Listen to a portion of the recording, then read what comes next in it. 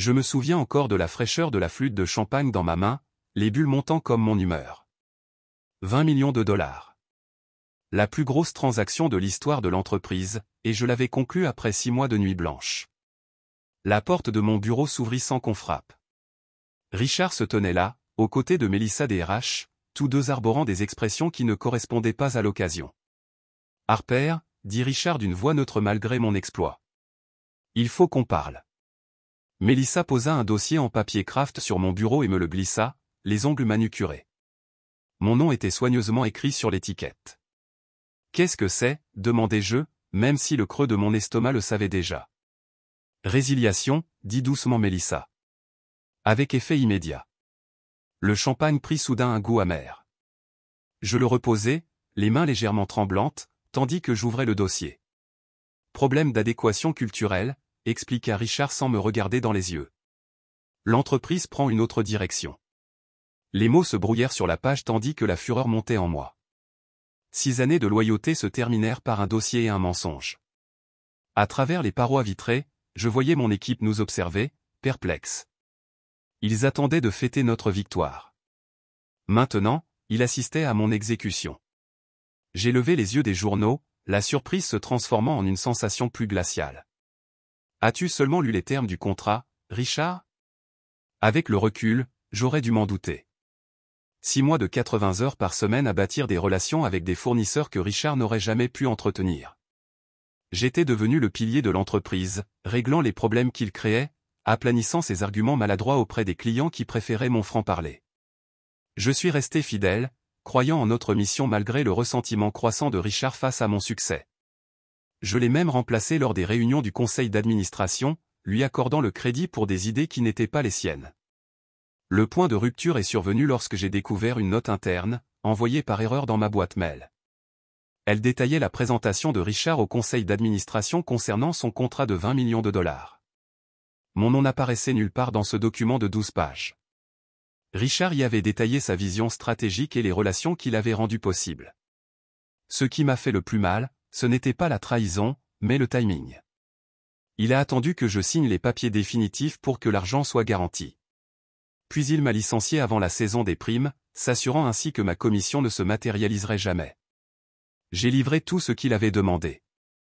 Sa réponse, un dossier et un sourire faux. Le conseil d'administration pense que vous êtes difficile à gérer, avait-il ajouté tandis que je rangeais mes affaires. Trop indépendant. Pas assez coopératif. Traduction, je le faisais passer pour un mauvais garçon en étant bon dans mon travail. Je n'ai pas crié. Je n'ai pas pleuré. Je n'ai pas supplié qu'on me rende mon travail. Quand Mélissa m'a tendu un carton pour mes affaires, j'ai simplement hoché la tête et commencé à les emballer. « Tu prends ça bien » murmura-t-elle.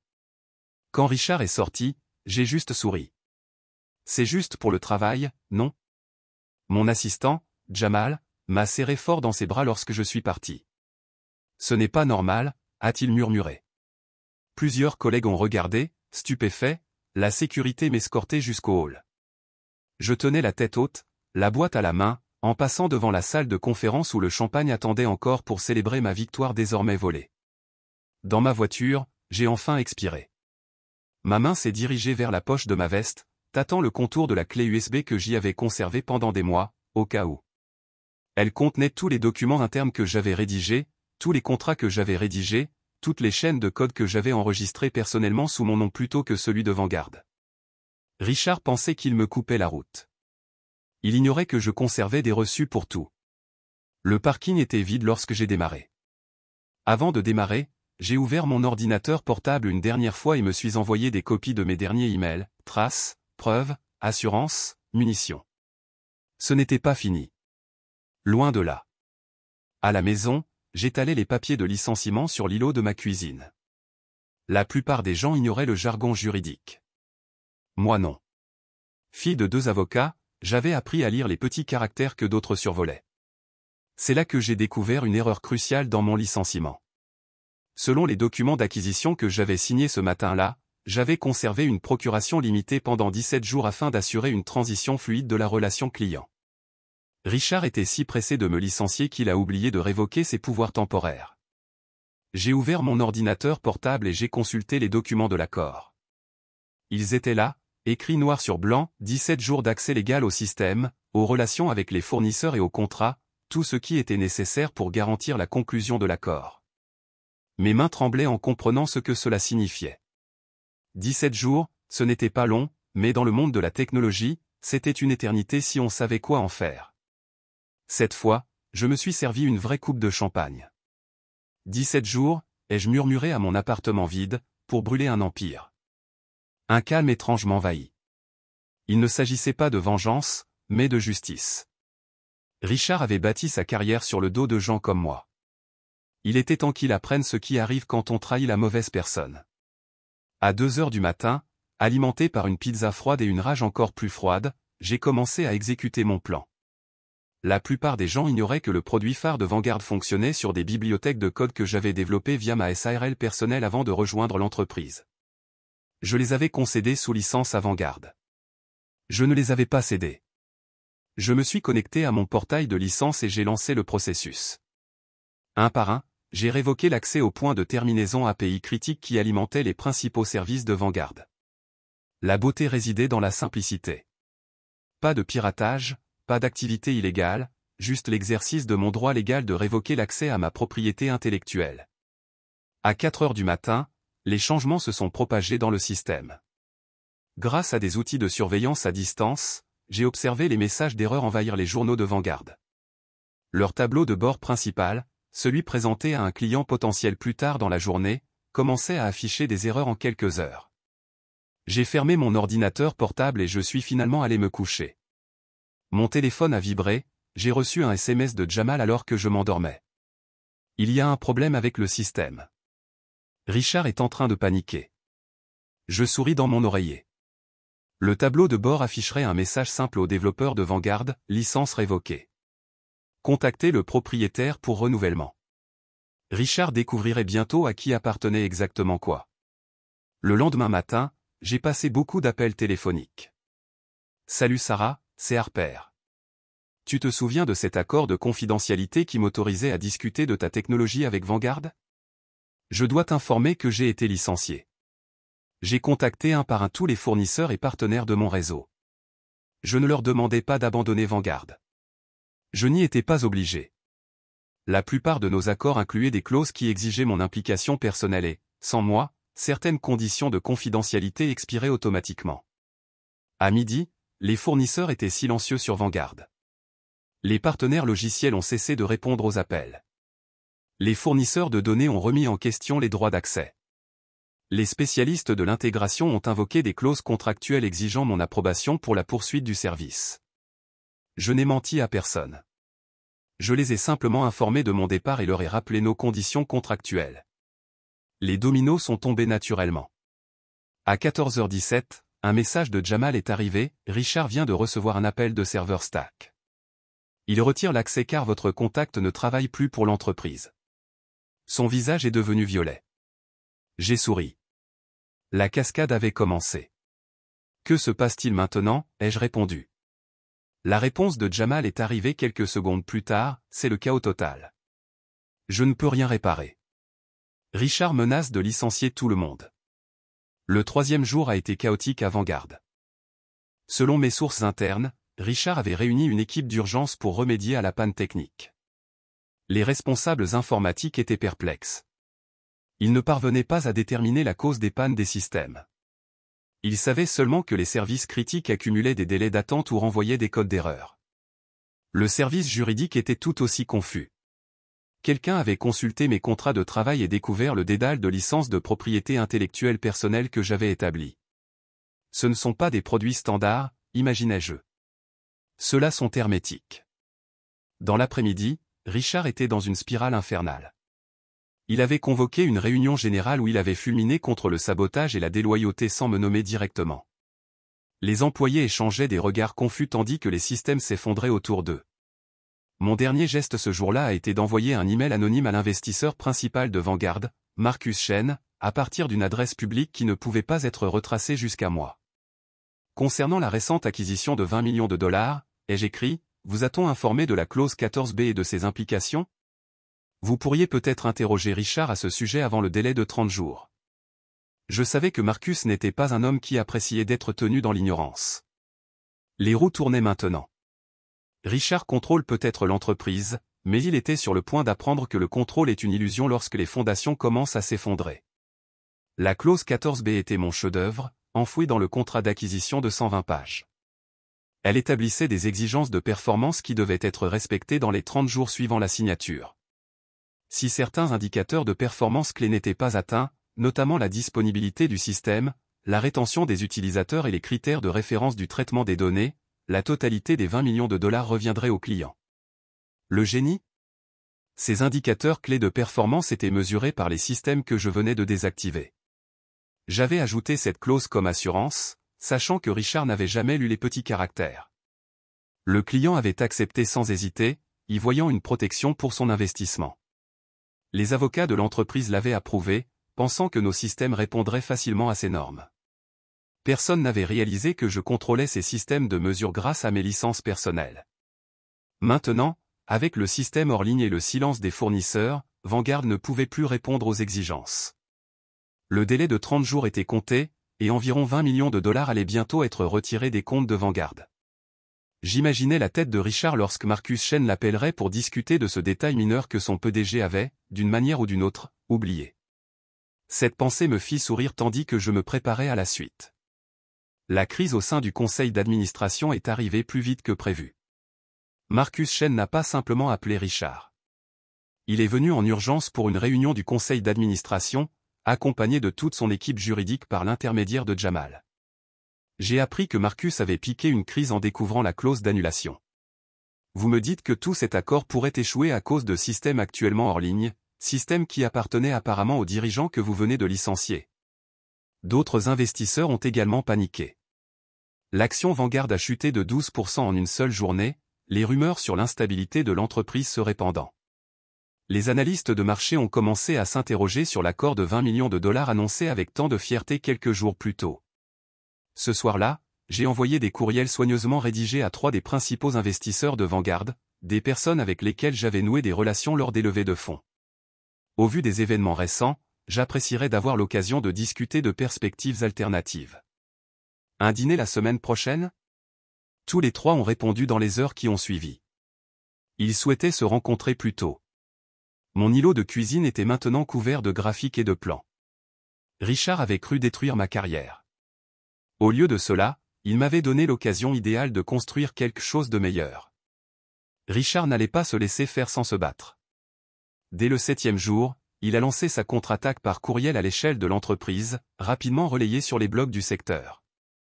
Les perturbations récentes sont dues aux agissements d'une ancienne cadre, devenue de plus en plus erratique et dont le comportement était préoccupant au cours de ces derniers mois. Il m'a dépeint comme instable, qualifiant mon travail d'incohérent et affirmant que je nuisais à la cohésion de l'équipe.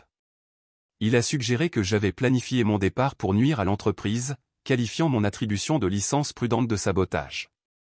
Les blogs technologiques ont digéré l'affaire, publiant des titres comme « Le PDG de Vanguard accuse un ancien cadre d'avoir fait cavalier seul » et « Drame chez Vanguard ». Harper Chen a-t-il craqué après le big deal? Je suis resté silencieux publiquement, mais en privé, j'ai envoyé un enregistrement vocal à Marcus Chen. Un extrait de 3 mois plus tôt, où Richard avait explicitement menacé de s'attribuer le mérite de mon travail sur le contrat de 20 millions de dollars. Une fois le contrat conclu, sa voix disait clairement dans l'enregistrement, le conseil d'administration verra cela comme ma victoire. C'est comme ça que ça marche, Harper. Je suis le PDG. Les victoires sont à moi. L'enregistrement s'est terminé par ma réponse calme, ça ne me semble pas juste, Richard. Son rire me hantait encore. C'est juste. C'est le business. Harper, grandit. L'enregistrement vocal n'était qu'un début. J'avais passé des années à tout documenter, non pas parce que j'avais planifié cette chute, mais parce que travailler avec Richard m'avait appris à me protéger. J'ai alors divulgué stratégiquement une série de captures d'écran à des personnes de confiance dans le secteur. Elles montraient Richard ignorant les avertissements de conformité, se moquant de partenaires dans leur dos et se vantant de s'attribuer le mérite de contrats auxquels il n'avait pas grand-chose à voir. Dans un courriel particulièrement accablant, Richard avait écrit « Laissez Harper s'occuper des détails techniques. Elle est compétente pour ça.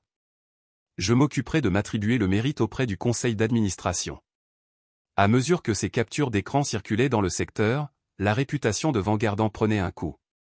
Les clients commençaient à remettre en question leurs relations. Les partenaires exigeaient de nouveaux points de contact. Les concurrents se précipitaient comme des requins, flairant la faiblesse. Le coup de grâce est venu lorsqu'un investisseur de Vanguard a tweeté de manière énigmatique, des informations très inquiétantes ont été révélées. Nous envisageons de recommander une enquête criminelle sur certaines pratiques. La campagne de diffamation de Richard avait eu un effet spectaculaire. Mon téléphone sonnait sans arrêt. Des journalistes demandaient des commentaires, d'anciens collègues voulaient connaître la vérité, et même des recruteurs proposaient des postes. J'ai tout décliné. Je ne cherchais pas d'emploi. Je faisais mes comptes. Le 10e jour, j'ai dévoilé mon atout. Peu de gens savaient que j'avais installé un outil de surveillance de la conformité sur les systèmes Vanguard, avec l'approbation complète des services juridiques et informatiques. Son objectif était légitime, suivre les accès au système afin de garantir la conformité réglementaire de nos clients du secteur financier. Ce que Richard n'avait jamais réalisé, c'est que cet outil enregistrait tout, y compris ses propres activités, chaque connexion, chaque fichier consulté, chaque email envoyé via les serveurs de l'entreprise. Je n'avais pas prévu d'utiliser ces informations, mais sa campagne de diffamation a tout changé. Par courriel anonyme, j'ai envoyé un fichier compressé au conseil d'administration de Vanguard. Il contenait des journaux montrant que Richard avait accédé à des informations confidentielles de clients sans autorisation. Pire encore, il montrait des transferts d'argent vers une société écran nommée Strategic Consulting Service, une société qui n'existait que sur le papier. Ces transferts correspondaient parfaitement à l'acquisition de nouveaux clients, suggérant un schéma de pot de vin ou de commission non autorisée. J'ai ajouté une note simple, voilà pourquoi il avait besoin de moi. J'ai mis en place le système de conformité qu'il a attrapé. Richard m'avait viré pour dissimuler ses traces. Maintenant, ces traces étaient visibles, mises en évidence par un néon numérique. Au 12e jour, la culture d'entreprise de Vanguard s'était complètement effondrée. L'équipe confiante et soudée que j'avais contribué à constituer était désormais fragmentée par la suspicion et l'incertitude. Jamal rapportait que les dirigeants avaient cessé de déjeuner ensemble. On chuchotait dans les coins, les conversations se taisaient au passage de Richard. Les cadres intermédiaires commençaient à mettre à jour leur profil LinkedIn, pressentant la situation. L'exode a commencé avec Trevor, le directeur financier, qui a annoncé sa retraite immédiate pour passer du temps avec sa famille. Tout le monde savait qu'il quittait le navire. Puis Maria, du service produit, a présenté sa démission, suivie de 2 développeurs seniors. Chaque départ a affaibli davantage Vanguard. Il ne s'agissait pas de simples employés. Ils constituaient le socle de connaissances institutionnelles de l'entreprise, quittant l'entreprise avec des compétences essentielles et des relations clients solides. Ce soir-là, j'ai reçu un texto de Maria. « Tu continues à monter cette nouvelle entreprise dont tout le monde parle ? Je veux participer. » Amène aussi Trevor. Il est intéressé. Je n'avais même pas encore annoncé mon projet, mais les rumeurs circulaient déjà sur ma prochaine étape. Avant de dormir, j'ai rédigé un business plan avec une mission simple, développer une technologie avec transparence, intégrité et partage des mérites. Tout ce que Vanguard n'était pas. Le 14e jour, j'ai officialisé mon projet. J'ai enregistré Novacore Dynamics comme société anonyme du Delaware et ouvert notre compte bancaire professionnel grâce à un investissement personnel substantiel. Je préparais cette décision depuis des mois, mais pas dans ces circonstances. Notre mission était simple, créer des solutions technologiques éthiques, avec un leadership transparent. C'était exactement ce que Vanguard prétendait être, mais ce n'était pas le cas. Les investisseurs que j'avais rencontrés étaient impatients de m'apporter un financement d'amorçage. Ils avaient consulté les documents internes, écouté les enregistrements et compris l'opportunité de soutenir les véritables talents de Vanguard. En 48 heures, nous avons obtenu 3 millions de dollars de financement initial. Un exploit pour une entreprise qui n'existait que sur le papier. J'ai soigneusement programmé notre communiqué de presse pour qu'il coïncide avec l'annonce prévue des licenciements chez Vanguard. Leurs mauvaises nouvelles seraient étouffées par notre lancement, et les journalistes technologiques feraient inévitablement le lien. Le communiqué de presse est parti chez l'imprimeur. Le site web était prêt à être mis en ligne. L'équipe, qui comptait déjà 7 anciens employés de Vanguard, attendait le signal. En finalisant les détails, je repensais aux paroles de Richard, l'entreprise prend une direction différente. Il n'avait aucune idée de sa justesse. Tandis que Novacor prenait forme, Vanguard poursuivait sa spectaculaire implosion. L'entreprise a manqué la date limite pour les indicateurs de performance de la clause 14B, déclenchant ainsi la rétrocession de 20 millions de dollars. Leur plus gros client a annoncé publiquement qu'il étudiait d'autres options suite à des perturbations inquiétantes. Incapable de résoudre les problèmes techniques que j'avais créés, Richard a fait appel à des consultants coûteux qui ont recommandé une refonte complète du système. Le coût était estimé à 6 millions de dollars en 8 mois. Le conseil d'administration a hésité. Les licenciements ont commencé. D'abord des sous-traitants, puis des employés subalternes, pour finalement toucher les cadres intermédiaires. Le moral a chuté. La productivité s'est effondrée. Chaque jour apportait de nouvelles rumeurs annonçant la disparition de Vanguard. Lorsque notre communiqué de presse a été publié, Découvrez Novacor Dynamics, l'avenir des solutions technologiques éthiques, il est devenu viral en quelques heures. L'histoire s'est écrite d'elle-même. Un ancien dirigeant de Vanguard lance un concurrent après un licenciement controversé.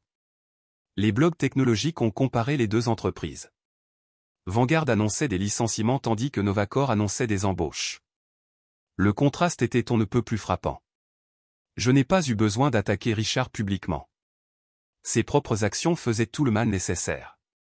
Comme disait toujours ma mère, donne assez de cordes à un imbécile et il se pendra. Richard avait largement assez de cordes. Au 17e jour, dernier jour de mon accès à la procuration, une vidéo est apparue sur TikTok. On y voyait Richard, lors d'une réunion de présentation de produits 6 mois plus tôt, interrompre ma présentation pour dire à un client, ce que Harper veut dire, c'est... avant de déformer complètement les spécifications techniques.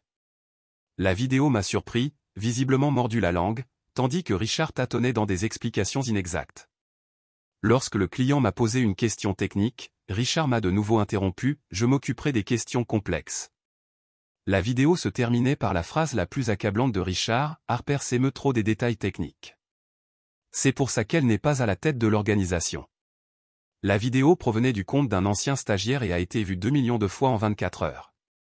Justice pour Harper est devenue une tendance. J'ai attendu une journée entière avant d'ajouter un seul commentaire. Il m'a dit que j'étais trop émotive pour diriger. Je suppose que l'émotion bâtit des empires. Le commentaire a récolté 500 000 mentions, j'aime. En regardant la vidéo depuis mon nouveau bureau, j'ai ressenti une vague inattendue de gratitude envers Richard. Sans sa trahison, j'aurais peut-être passé des années de plus dans son ombre, sans jamais réaliser mon plein potentiel. Le coup fatal porté à la crédibilité de Richard est venu de l'intérieur. Trevor, l'ancien directeur financier, s'est adressé à la Security and Exchange Commission, SEC, avec des documents prouvant que Richard avait falsifié la santé financière de Vanguard pour obtenir l'acquisition à 20 millions de dollars. Les prévisions de revenus falsifiés indiquaient une croissance régulière, alors que les chiffres réels révélaient des baisses inquiétantes. Richard avait tout misé sur l'acquisition pour dissimuler les problèmes financiers de Vanguard, mais il a perdu l'argent en raison de la clause de révocation. La SEC a ouvert une enquête officielle. La cotation de l'action Vanguard a été temporairement suspendue dans l'attente des résultats de l'enquête. Les investisseurs ont paniqué, exigeant des réunions d'urgence du conseil d'administration et menaçant de poursuites judiciaires. J'ai reçu un appel d'un enquêteur de la SEC sollicitant ma coopération. J'ai immédiatement accepté, fournissant des copies de tous les documents que j'avais obtenus légalement pendant mon passage chez Vanguard. Nous surveillons cette entreprise depuis un certain temps, m'a dit l'enquêteur. Mais nous avions besoin que quelqu'un connaissant bien l'entreprise se manifeste. Je n'avais pas prévu un tel niveau de surveillance, mais les actions de Richard avaient eu des conséquences qui dépassaient même mes prévisions. L'enquête durerait des mois. L'empire de Richard ne durerait pas aussi longtemps. Par un retournement de situation inattendu, Mélissa des RH est devenue une alliée inattendue. Face aux enquêteurs de la SEC et à une possible exposition judiciaire, elle a choisi de se protéger en révélant la vérité sur mon licenciement. Elle a fourni aux enquêteurs des courriels prouvant que Richard avait ordonné mon licenciement le lendemain de la signature du contrat de 20 millions de dollars, précisément pour m'empêcher de percevoir ma prime et ma commission contractuelle. Le timing et le raisonnement étaient clairement des représailles, a-t-elle déclaré dans son témoignage officiel. On m'a demandé d'invoquer l'adéquation culturelle comme motif officiel, malgré les évaluations de performance exemplaires de Harper. Son témoignage a transformé mon licenciement, d'un simple licenciement d'entreprise, en un cas manifeste de licenciement abusif et de possible fraude. mon avocat a intenté une action en justice dans les heures qui ont suivi, exigeant une indemnisation intégrale pour ma perte de primes et de commissions, ainsi que des dommages et intérêts supplémentaires pour atteinte à ma réputation. Le procès a fait la une des journaux technologiques. Vanguard fait face à une plainte de plusieurs millions de dollars pour licenciement abusif suite à une enquête de la SEC. Le château de cartes de Richard s'écroulait complètement. Lorsque Mélissa m'a contacté directement pour s'excuser, je l'ai simplement remercié pour son honnêteté. Parfois, les alliés viennent d'endroits inattendus.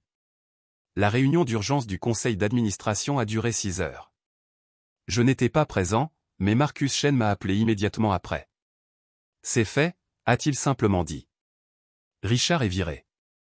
Le vote n'avait même pas été serré, 9 voix pour la destitution, une abstention, aucune pour. Richard avait été déchu de son titre, de son adresse e-mail professionnelle et de son accès au bâtiment avant même la fin de la réunion. Il a essayé de vous faire porter le chapeau, a expliqué Marcus. Il a dit, tu l'as piégé dès le début. Personne n'y a cru. Le conseil d'administration a nommé Trevor PDG par intérim, le chargeant de stabiliser l'entreprise pendant qu'ils évaluaient si Vanguard pouvait être sauvé. Richard n'a pas pris son licenciement de bon cœur. Il a menacé de poursuivre le conseil d'administration pour rupture de contrat, affirmant qu'il n'y avait aucun motif de licenciement. L'équipe juridique a ri aux éclats en présentant la montagne de preuves contre lui. Il n'a toujours pas compris, m'a confié Marcus. Il se prend pour la victime dans cette affaire. Je souris intérieurement.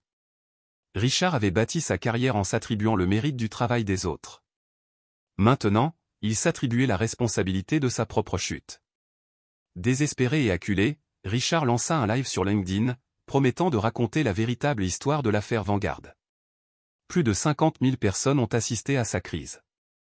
Le visage rouge et débraillé, il a divagué pendant 30 minutes au sujet de complots contre lui. Il m'a traité de saboteur et a accusé le conseil d'administration de collusion avec moi pour voler son entreprise.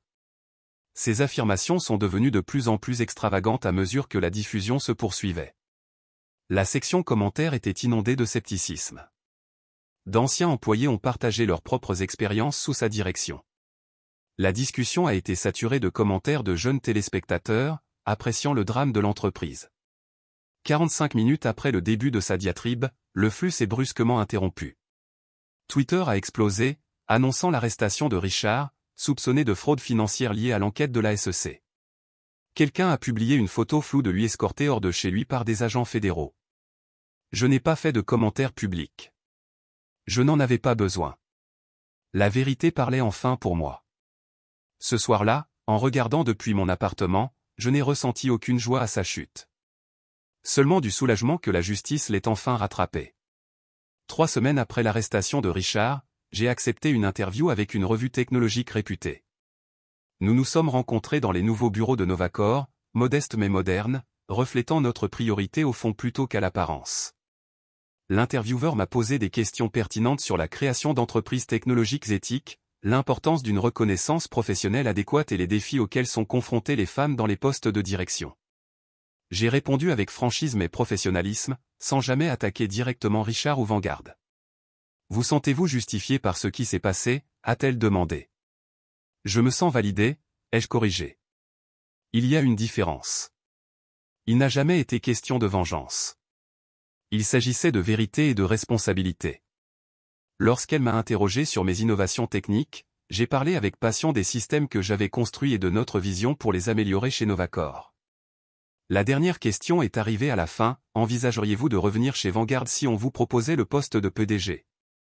J'ai souri, prenant un moment avant de répondre, pourquoi quelqu'un achèterait-il des cendres alors qu'il pourrait construire quelque chose de nouveau? L'article a été publié une semaine plus tard, accompagné d'une photo de moi, fier de moi, dans notre nouveau siège social. Le titre était « S'élever après un rejet, comment Harper Chen a transformé un licenciement en fondation ». 6 semaines après mon licenciement, Vanguard a déposé une demande de protection contre la faillite, chapitre 11. La combinaison de l'annulation de 20 millions de dollars, des départs de clients et des problèmes juridiques avait créé un trou financier insurmontable. Leur dossier officiel citait des défaillances techniques et des transitions de direction comme facteurs contribuant à leur effondrement. La presse spécialisée dans les nouvelles technologies s'est montrée moins diplomate, publiant des titres tels que « Comment l'ego d'un PDG a détruit une entreprise technologique prometteuse » et l'implosion de Vanguard, une étude de cas sur l'échec du leadership. Entre-temps, Novacor a obtenu un financement supplémentaire de 5 millions de dollars. Notre équipe comptait désormais 30 employés, dont beaucoup étaient d'anciens talents de Vanguard, désireux de travailler dans un environnement plus respectueux. Le couronnement a été la signature d'un contrat de 30 millions de dollars avec Global Tech, l'ensemble des clients qui s'étaient retirés de Vanguard après les pannes du système. Ils avaient été impressionnés par notre approche transparente et notre expertise technique. Dans un message privé, leur directeur technique a écrit « Nous misons sur toi, Harper. Ne nous laisse pas tomber comme ils l'ont fait. » Je me suis promis de ne pas le faire. Il ne s'agissait pas seulement de bâtir une entreprise prospère. Il s'agissait de créer la culture dont j'avais toujours rêvé, une culture où le mérite était partagé et le respect comme fondement. Pour célébrer notre premier contrat majeur, j'ai organisé une petite réunion avec notre équipe sur le toit de notre immeuble. Sous les guirlandes lumineuses et les étoiles, nous avons trinqué à l'avenir de Novacor. Trevor, désormais notre directeur financier, a levé son verre. À Harper, qui nous a tous appris que tenir bon n'est pas seulement la bonne chose à faire. C'est aussi une bonne pratique commerciale. Des rires et des applaudissements ont fusé dans le groupe. Ces personnes avaient pris le risque de me suivre dans une start-up, misant leur carrière sur ma vision plutôt que sur la renommée de Vanguard. Tandis que les conversations fusaient autour de moi, Maria apparut à mes côtés. Quelqu'un m'a demandé ce que je dirais à Richard si je pouvais lui parler maintenant. Elle inclina la tête avec curiosité. Je me suis rendu compte que je ne connaissais pas la réponse. J'ai réfléchi à la question, contemplant les lumières de la ville et l'équipe que nous avions construite sur les ruines de Vanguard. Puis j'ai légèrement levé mon verre. Merci pour le feu, dis-je doucement. J'y ai forgé quelque chose de meilleur. Maria sourit et fit teinter son verre contre le mien. Au feu et aux forges, dit-elle. J'ai hoché la tête, sentant un sentiment de paix m'envahir et me pousser à construire des choses qui durent. Le procès de Richard était encore à plusieurs mois lorsque son courriel est arrivé dans ma boîte de réception. L'objet était simplement « Demande ». Harper, commença-t-il, sans salutation ni politesse. Le secteur a réagi de manière excessive aux événements survenus chez Vanguard. Ma réputation en a été injustement ternie. J'explore des opportunités de conseil pour partager mon expertise en leadership en attendant la conclusion des affaires juridiques. Mon doigt a survolé le bouton « Supprimer », mais la curiosité l'a emporté. J'ai poursuivi ma lecture, compte tenu de votre position actuelle sur le marché, une alliance stratégique pourrait être bénéfique pour les deux parties. Je pourrais conseiller Novacor sur les défis de croissance que j'ai déjà relevés. Considérez ceci comme une offre de courtoisie professionnelle avant de contacter d'autres entreprises. L'audace était à couper le souffle. Même maintenant, il ne parvenait pas à reconnaître ses actes ni à présenter des excuses. Il se considérait toujours comme quelqu'un de précieux, l'expert qui pouvait intervenir et sauver mon entreprise. J'ai rédigé une réponse d'une seule phrase, souriant en appuyant sur « Envoyer ». Notre culture n'est pas compatible. J'ai ensuite bloqué son adresse email, éteint mon ordinateur et rejoint mon équipe pour déjeuner, des gens qui ont compris que le véritable leadership consiste à élever les autres, et non à leur marcher dessus pour atteindre le sommet.